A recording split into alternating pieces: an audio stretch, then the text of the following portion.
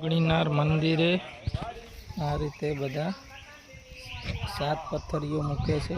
અહીંયા એવું કહેવામાં આવે છે કે અહીંયા ઘર બની જાય, 7 પથ્થરીઓ એવી ને એવી છે ને તો મકાન બની જાય એવી માનતાઓ રાખે છે માણસો। જો અહીંયા ઠેડ સુધી એ રીતે જ પથ્થરીઓ રાખેલી છે ઉપરા ઉપર।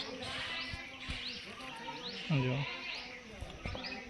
અમારે હવે આરે મૂકે હે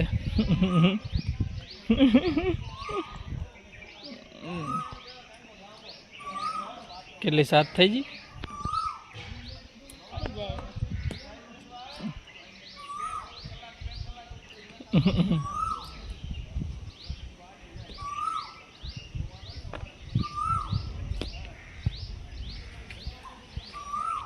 બની ગયું?